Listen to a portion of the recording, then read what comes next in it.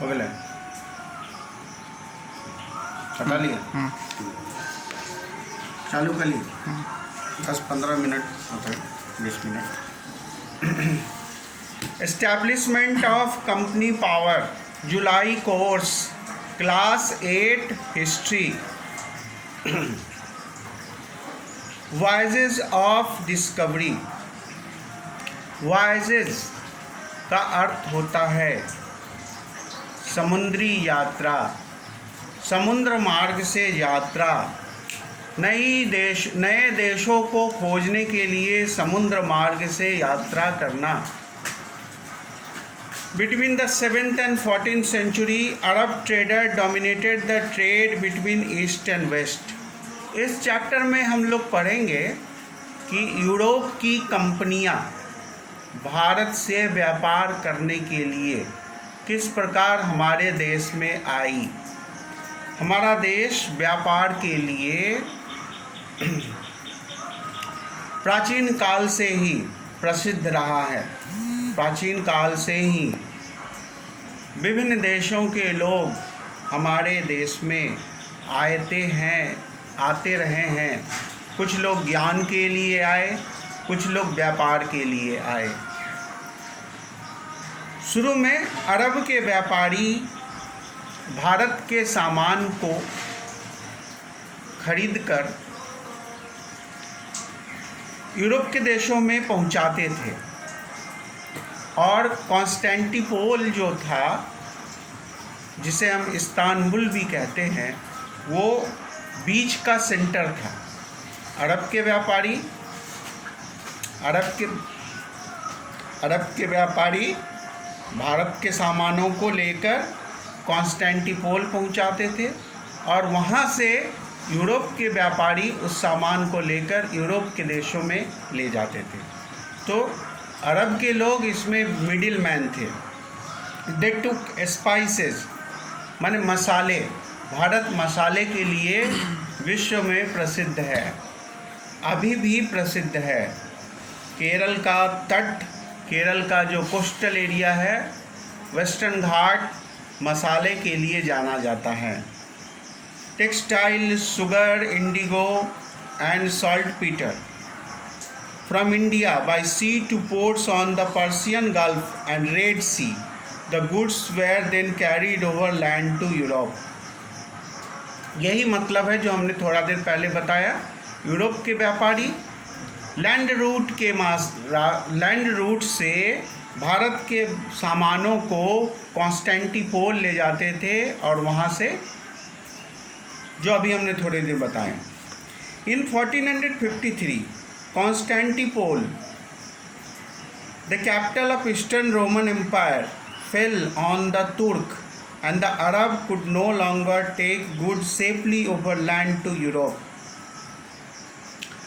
तो उन दिनों की बात है, बात 1453 की है, जब कॉन्स्टेंटिनोपल पर अधिकार हो गया, तुर्क लोगों का अधिकार हो गया। इस जगह पर ये ईस्टर्न रोमन एम्पायर की राजधानी थी, जिस पर तुर्क लोगों ने अधिकार कर लिया। इसके बाद अरब के व्यापारियों को अब इस रास्ते से होकर जाना मुश्किल हो गया, क्योंकि तुर्क राजा अरब के व्यापारियों से बहुत हाई टैक्स का डिमांड करते थे, जिसे व्यापार करना मुश्किल हो गया, महंगा हो गया। यूरोप के लोगों को अब सामान महंगे दामों पर मिलने लगे। It became essential to find a direct sea route to east. अब यूरोप के लोगों के लिए एक नया अल्टरनेटिव रास्ते तलाशने की आवश्यकता पड़ी, जो समुद्र मार्ग से होकर जाता है, क्योंकि लैंड रूट पर तो तुर्क लोगों का अधिकार था। For this purpose the series of voyages were undertaken by European explorers, sponsored by monarch of Portugal, Spain and England. अब ये आवश्यक हो गया कि समुद्री यात्रा पर नाविक जाएं और रास्ते तलाश करें जो सीधे भारत से यूरोप के देशों को जोड़ता हो। और इस काम के लिए पोर्तुगीज के राजा, स्पेन और इंग्लैंड के राजाओं ने नाविकों को काफ़ी सहयोग दिए, पैसे दिए। As the result of these voyages of discovery, direct route were established between west and the east. The Arab domination of Indian Ocean was replaced by that of Portuguese. अभी थोड़ा देर पहले आप लोगों को बताया गया कि भारत से यूरोप के देशों के व्यापार के बीच में अरब के लोग, अरब के व्यापारी थे। अब जो सिनारियो है वो चेंज हो रहा है। अब पोर्तुगीज लोगों के हाथ में भारत का व्यापार चला गया। The first European to establish trading base in India, soon the Dutch, the British and the French followed. सबसे पहले पोर्तुगीज ईस्ट इंडिया कंपनी ने भारत में व्यापार के लिए प्रयास शुरू किए। इसके बाद से डच लोग आए, ब्रिटिश आए और फ्रेंच आए। ये कंपनियां भारत से कच्चे माल खरीदते थे कम दामों में और यूरोप के बाज़ार में इसे भेजते थे, जहां अधिक दामों में उनको बेचा जाता था और इससे ह्यूज प्रॉफिट यूरोप के व्यापारी कमा रहे थे। अब पढ़ेंगे the formation of European trading company in India. The rival European countries soon realize the enormous potential for wealth that lay in trade with India. Individual trader joined to form trading company which were supported by respective government. Their efforts to control trade with India led to increasingly bitter trade war between Dutch, the British and the Portuguese and the French. Bharat में कई व्यापारिक कंपनियां स्थापित हो गईं, जैसे east India company England की company थी, French east India company France की कंपनी थी। इन कंपनियों के बीच में लड़ाइयाँ शुरू हो गई।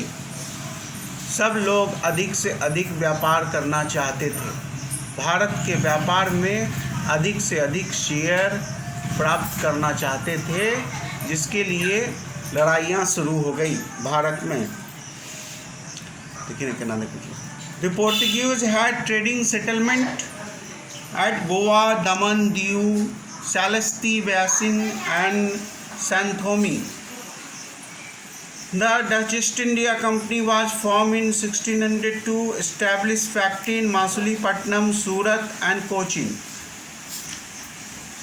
पोर्टुगीज ईस्ट इंडिया कंपनी ने अपनी व्यापारिक कोठियाँ गोवा में, दमन, दीव, सालेस्ती बेसिन एंड सैंथोम में बनाए। डच ईस्ट इंडिया कंपनी ने अपनी कोठियाँ मछलीपट्टनम, सूरत और कोचीन में बनाए।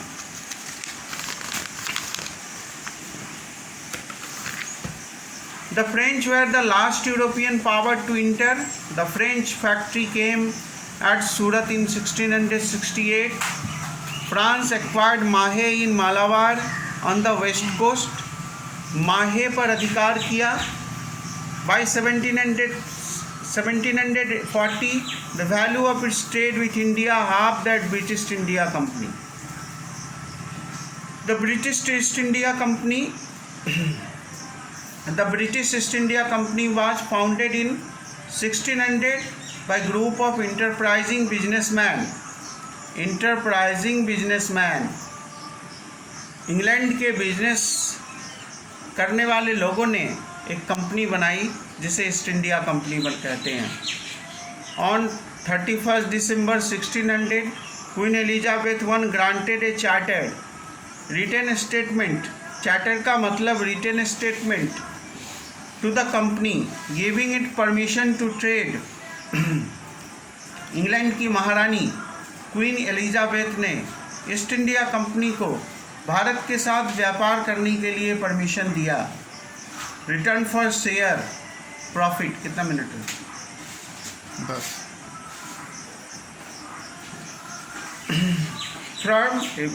from trading post to presidency.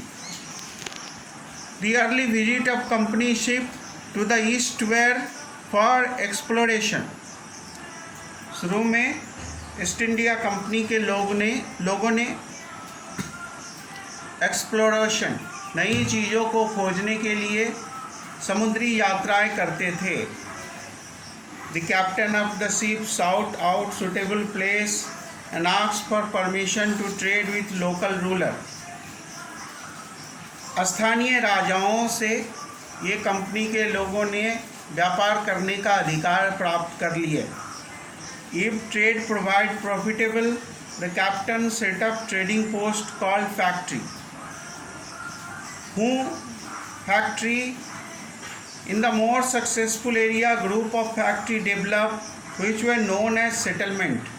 Some of this settlement developed into center to which other factory in the region reported and came to be called presidency. The presidency were administered by governor and the council of senior factor. The British trade official contact with India for the first time in 1606. Captain William Hawkins landed in Surat in 1607 and went Agra to secure trading privilege. In 1612,